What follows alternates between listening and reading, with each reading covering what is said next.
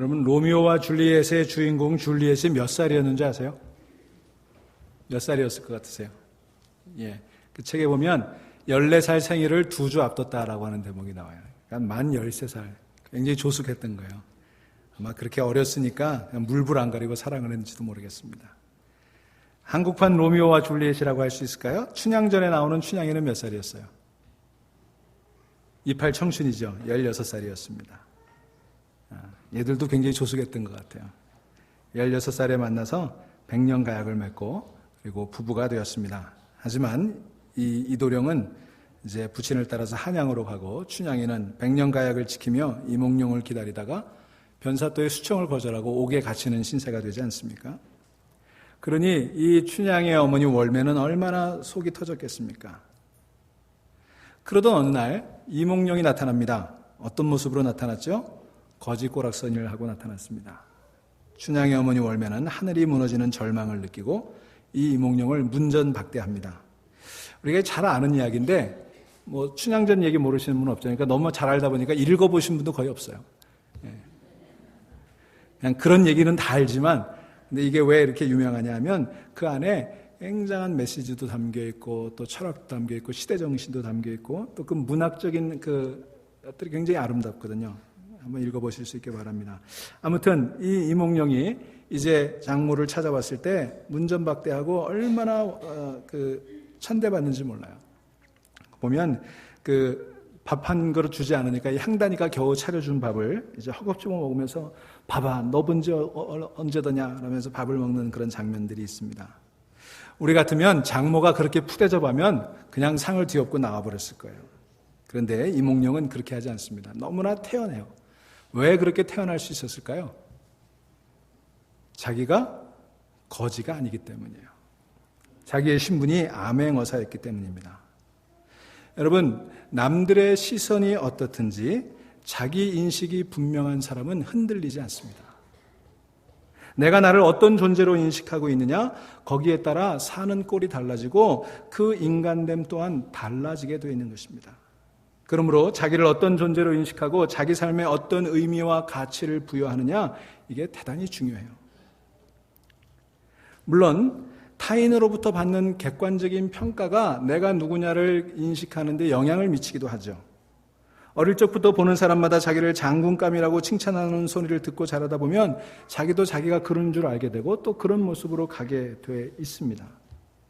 반면에 너는 천덕꾸러기야, 너는 애물단지야 이런 소리만 듣고 자라다 보면 스스로도 자신을 그렇게 생각할 수가 있어요.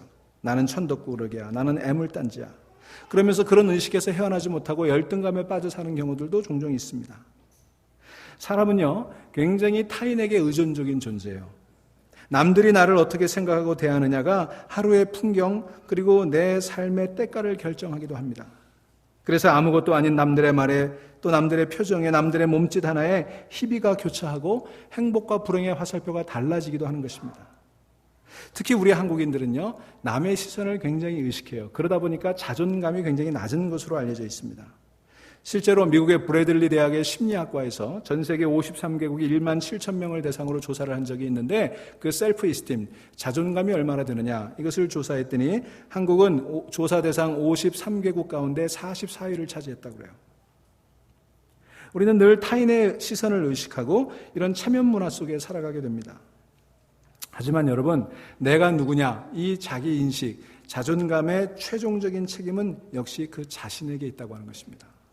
남이 나를 어떻게 생각하고 나를 무엇이라고 부르든 내가 나를 어떤 존재로 인식하는가, 그 마지막 대답은 결국 자기가 할 수밖에 없는 거예요.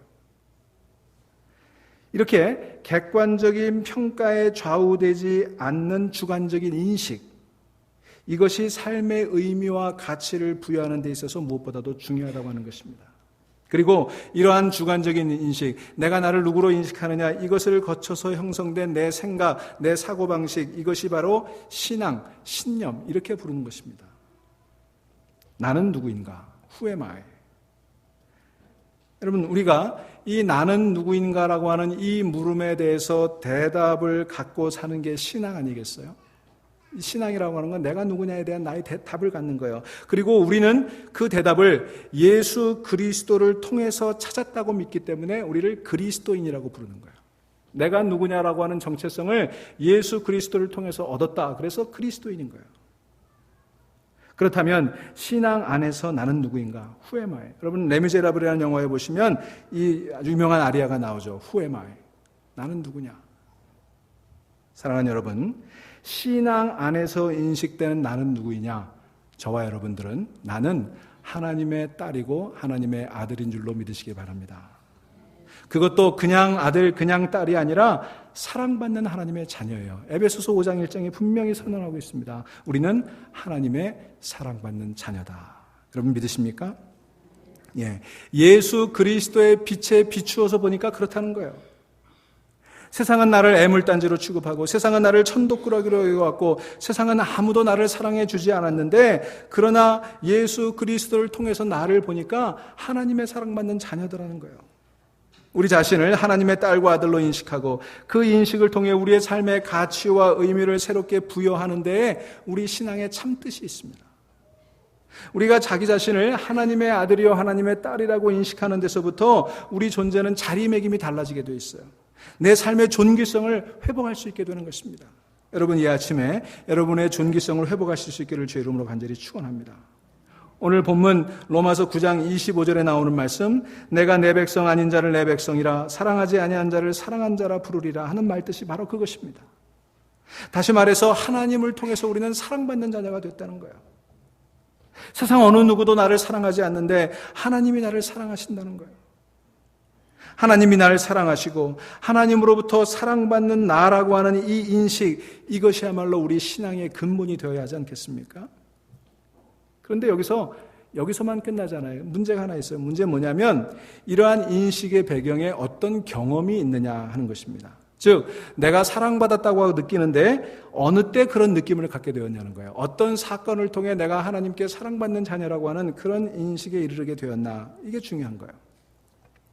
여러분 부모 자식 사이를 한번 생각해 보죠. 부모 자식 사이에도 자식을 사랑하는 부모의 마음과 그 사랑을 느끼는 자식의 마음 사이에는 차이가 있게 마련이에요.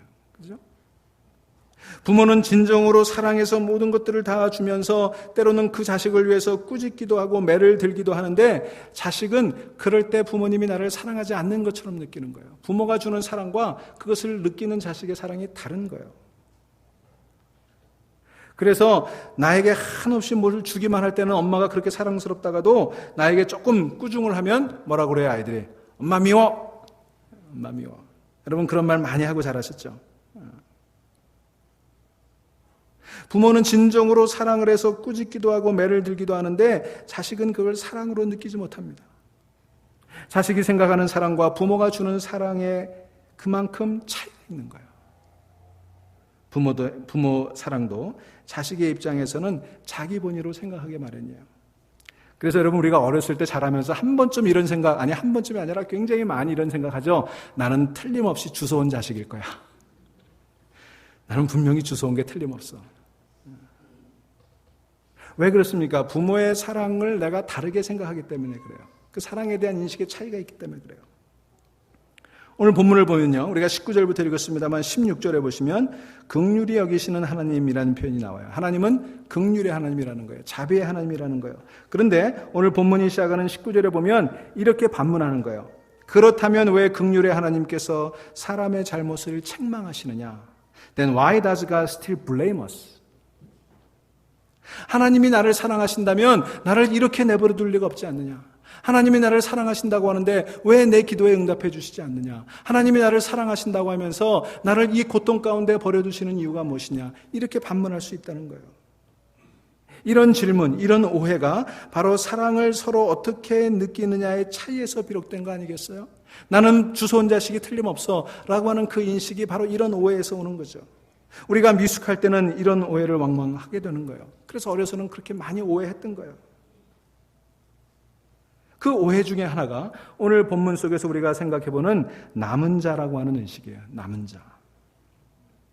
자, 여러분 한번 예를 들어볼까요?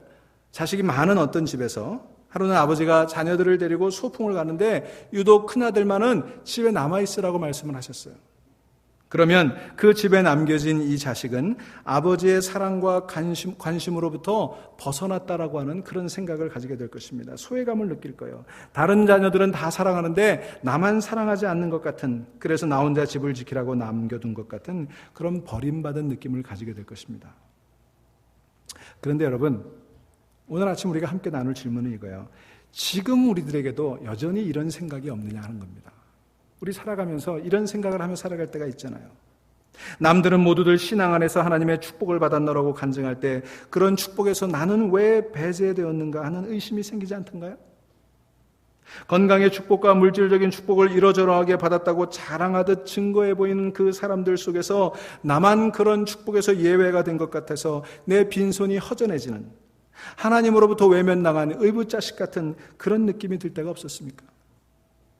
남들은 다 잘 됐는데 나만 낙오자가 된 느낌. 남의 집 자식들은 때가 되면 취직도 하고 시집장가도 잘 가고 손주도 턱턱 봐주는데 왜 우리 집 자식들만 그 모양 그 꼴인지라고 느끼는 그런 때가 있잖아요. 남의 남편들은 다 출세하고 성공하고 나에게 너무나 아내에게 너무나 좋은 남편인데 내 남편만 맨날 그 모양 날마다 그 모양이라는 그런 느낌이 들 때가 있죠. 남들은 다 이민 와가지고 잘 정착해서 사는 것 같은데 왜 우리 집만 이 모양 이 꼴로 이렇게 되는 일이 없는가 하는 그런 한탄이 나올 때가 있는 것입니다. 남들은 다 논문 마치고 교수가 돼서 귀국했는데 나만 이 미국 땅에 덩그러니 떨어져 남은 것 같은 그런 남은 자의식. 남들은 다 좋은 배우자 만나가지고 화목한 가정을 꾸렸는데 나만 아직도 싱글로 남아있는 것 같은 느낌. 이런 느낌 때문에 괴로울 때가 많이 있는 거예요.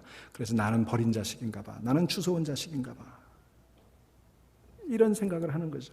지금도 우리 그런 생각을 하고 있어요. 한 사람의 목사로서 저에게도 그런 외로움이 종종 있습니다. 스스로 하나님의 종이라고 하며 그의 크신 역사를 이루는데 귀하게 쓰임을 받은 목사들은 저리도 많은데 왜 나 혼자 요 모양 요 꼴인가? 다른 종들은 불러서 다 귀하게 쓰신다는데 왜 나만은 하나님께서 불러주시지 않는가? 왜 이 구석에 이렇게 방치해 두시는가? 여러분, 교회를 볼 때도 우리가 그런 느낌 가질 때가 있지 않습니까? 다른 교회들은 다 둘루스로 소아니로 잔스크릭으로 옮겨가서 부흥한다는데 왜 우리만 여기 쉔블리에 아직까지 이러고 남아있는가? 우리보다 작은 교회들도 다 몇백만 불씩 들여서 새 건물 새 장소로 이전해서 나날이 부흥한다고 하는데 왜 우리는 아직 여기서 벗어나고 있지 못하는가? 남들은 사랑받았다고 하는 속에서 나만 사랑받지 못하는 것 같은 느낌. 수많은 사람들이 축복을 받았다고 하는 속에서 나만이 제외되었다라고 하는 이 소외감. 이러한 의식은 우리들만 가졌던 것이 아니라 오늘 본문 속에 나타나는, 그리고 성경 속에 나타나는 이스라엘 백성들이 느꼈던 그런 고민이었어요. 이스라엘이 완전히 망해서 남의 나라의 포로로 잡혀갔던 그 시기에 이스라엘 백성들은 이런 절망감들을 느꼈던 것입니다. 선택에서 소외된 것 같은 남겨진 의식, 더 이상 우리를 사랑하시지 않는구나 싶은 버림받은 느낌, 이것이 바로 포로 시기에 이스라엘 백성들이 느꼈던 남은 자 의식이었어요. 남은 자 의식, 듣기는 좋은 것 같지만 버려진 의식이에요. 버려진 의식. 사랑받고 싶은 자의 입장에서 볼 때는 그렇게 느낄 수밖에 없었고 또 그렇게 느끼는 것이 당연했을지도 모릅니다. 택한 백성이 어떻게 남의 나라 포로로 잡혀가서 이 수모를 겪어야 한단 말인가? 하나님은 정녕 우리를 위하시고 계시는가? 더 이상 사랑하지 않고 버림받은 채 내버려 두신 거나 다름없었던 그 상황 속에 이스라엘 백성들을 절망했던 거예요. 그런데 바로 그러한 소외의식 그 가운데 새로운 삶의 의미를 부여하고 하나님 사랑과 경륜을 새로운 시각으로 해석해 주었던 사람이 바로 선지자 이사야라고 하는 사람이었습니다. 그리고 그 이사야 선지자가 이스라엘 백성들에게 그 남은 자 의식, 소외 의식을 새로운 지평을 열어주었던 그 사상이 바로 남은 자 사상이라고 하는 거예요. 오늘 본문에 그것이 언급되어 있지 않습니까? 이 남은 자 사상 무엇인가? 받은 것 같은 그 속에 하나님의 숨겨진 뜻이 있다는 것입니다. 집에서 쫓겨날 때는 아버지가 나를 버렸다고 생각했는데 깨닫고 보니까 그게 아니라 거기에 더 큰 사랑이 있더라는 것입니다. 내가 미처 깨닫지 못했던 더 깊은 목적과 의도가 있었던 것을 뒤늦게 깨닫게 된 거예요. 훨씬 더 성숙한 신앙, 하나님의 사랑에 대한 더 깊은 이해를 비로소 하게 된 것입니다. 그래서 이사야는 이 남은 자라고 하는 버림받은 소외의식을 새로운 소명의식으로 바꿨던 거예요. 사랑하는 여러분, 여러분이 느끼는 소외의식을 새로운 소명의식으로 바꿀 수 있는 이 아침이 되기를 간절히 소망합니다. 여러분 29절을 한번 보세요. 또한 이사야가 미리 말한 바 만일 만군의 주께서 우리에게 씨를 남겨두지 아니하셨더라면 우리가 소돔과 같이 되고 고모라와 같았으리로다 함과 같으니라. 여기 씨의 얘기를 하고 있죠. 이 씨라고 하는 상징을 통해서, 이 은유를 통해서 우리에게 전해주고자 하는 메시지가 바로 그거예요. 자, 여기 씨 얘기가 나왔으니까 우리 농사 얘기를 한번 생각해 보죠. 여러분, 농사를 짓는 것은 가을에 추수를 하기 위함입니다. 그래서 가을에 거두어 가을무리를 하고 그것을 양식으로 쓰지 않습니까? 그런데 여러분, 이 수확한 농부가 아무리 흉년이 들어도, 그래서 먹을 것이 없어 굶주리게 될지라도 농부가 마지막까지 먹어 없애지 않는, 그렇게 남겨둔 게 있어요. 그걸 뭐라고 그럽니까? 그걸 씨나락이라고 그래요. 씨나락.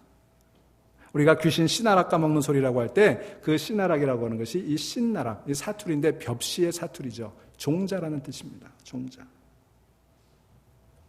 가을거지가 끝나면 농부는 다음에 농사를 짓기 위해 나락 중에서도 가장 귀하고 좋은 것을 이 씨나락으로 남겨두는 거예요. 종자로 남겨두는 것입니다. 그래서 자기가 거둔 모든 씨앗 가운데 먹을 양식과 심을 씨앗을 구분하게 되는 거예요. 그냥 이거 다 먹고 죽어버리자, 이런 상황이 아니라면 농부는 절대로 이 심을 씨앗, 씨나락을 건드리지 않는 법입니다. 버림받은 것처럼 남겨진 그들이 깨닫고 보니까 다음 세대를 위해서, 다음의 농사를 위해서 하나님께서 남겨두신 씨앗이요 종자더라, 이것을 깨닫게 된 거예요. 새 역사라고 하는 것은 그 씨나락처럼 남겨진 사람들에 의해서 주도되고, 하나님은 그런 사람들을 통해서 당신의 경륜을 펼쳐가시더라는, 그것이 바로 이사야가 설파했던 남은 자 사상의 핵심이 되는 거예요. 절망 가운데 버림받은 것처럼 느끼며 살 수밖에 없었던 사람들에게 결코 남은 자는 버림받은 존재가 아니라 언젠가는 귀하게 쓰일 존재라고 하는 의식을 갖게 해주었던 것이 이 남은 자 사상이었던 것입니다. 이것이야말로 자기 존재에 대한 새로운 각성 아니겠습니까? 그것을 깨달았을 때 암울하던 세상이 밝아 보였어요. 고통스럽던 세상이 더 이상 고통스럽지 않게 되었어요. 여러분, 그런 의미에서 이 남은 자 사상을 알게 된 것은 이스라엘 백성들에게 복음이었어요. 오늘 이 복음이 저와 여러분들에게도 전해질 수 있기를 간절히 소망합니다.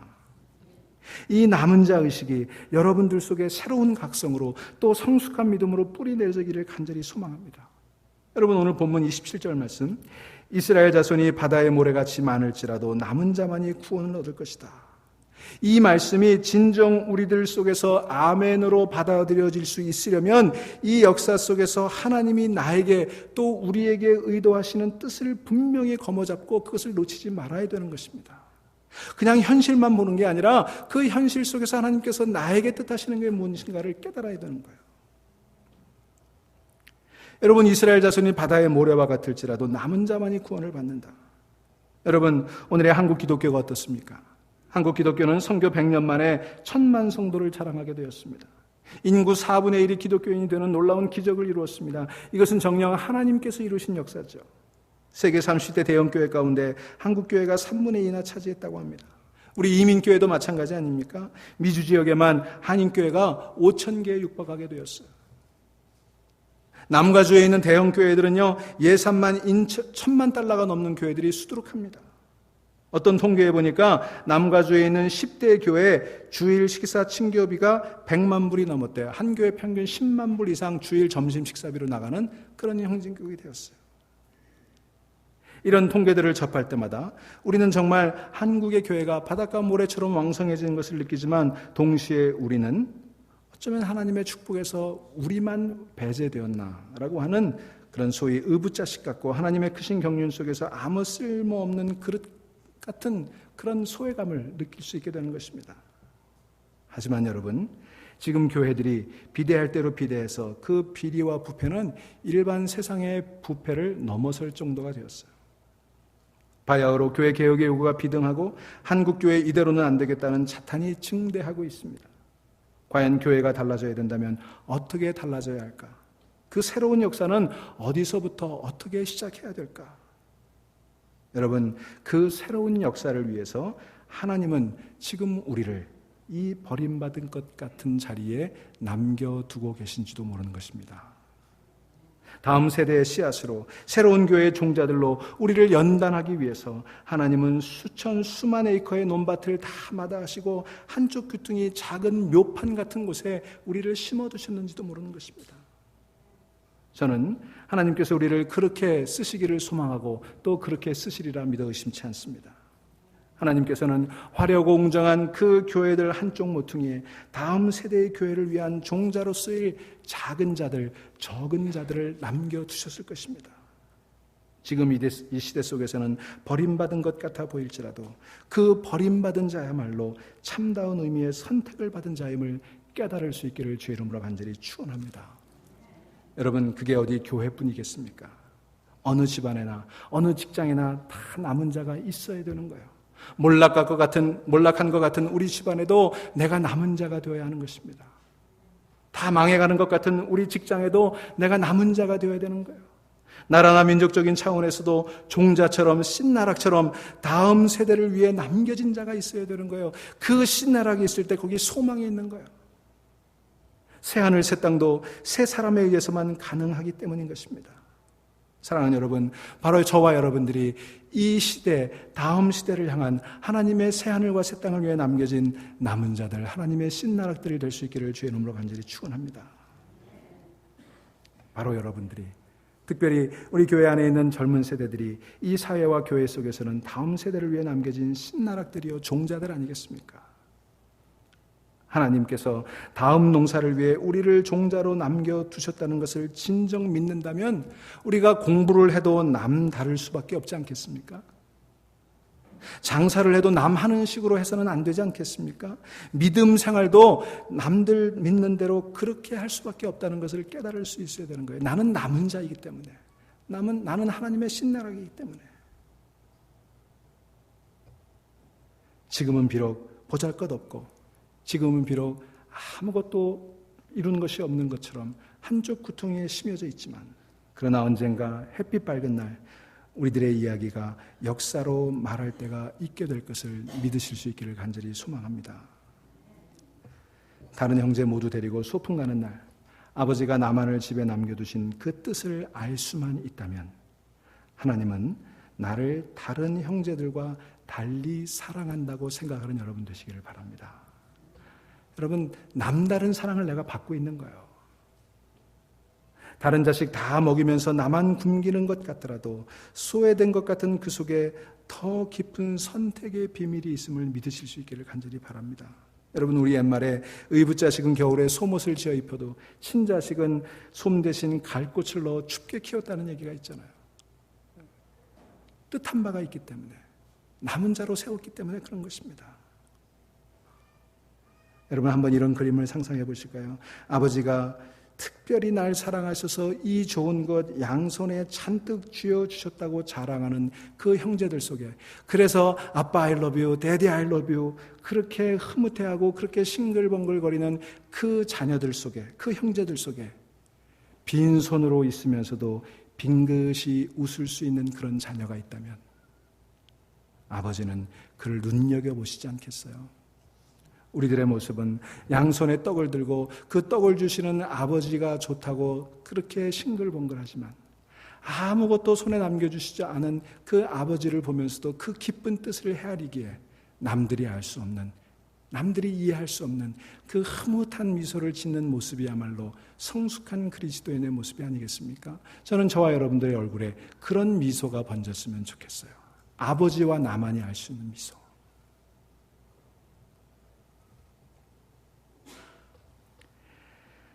집 짓는 자에게 버림받은 돌을 집 모퉁이의 머릿돌로 쓰셔서 새 집을 짓고자 하시는 하나님의 숨겨진 뜻이 그 속에 있고, 그것을 깨달은 아들만이 지을 수 있는 미소가 있는 것을 기억하시기 바랍니다. 내가 나 자신을 어떤 존재로 인식하는가, 자기 삶에 어떤 의미와 가치를 부여할 것인가, 버림받은 것만 같은 자리에서도 남겨진 자로 자기를 인식하고 그 속에서 하나님의 뜻을 거머잡고 놓치지 않을 때 우리들의 삶은 다음의 농사를 기약할 수 있을 것입니다. 새하늘 새 땅을 바라보게 될 것입니다. 한 집안이나 교회나 사회 속에서 종자처럼 남겨진 씨앗 같은 존재들로 거듭나는 여러분 되시기를 간절히 소망합니다. 그리고 늘 자신을 통해 하나님께서 짓고자 하시는 다음의 농사를 생각하고 그것을 위해 힘써 준비하는 하나님의 신나라 같은 영혼들이 다 되실 수 있기를 간절히 소망하고 축복합니다. 기도하시겠습니다.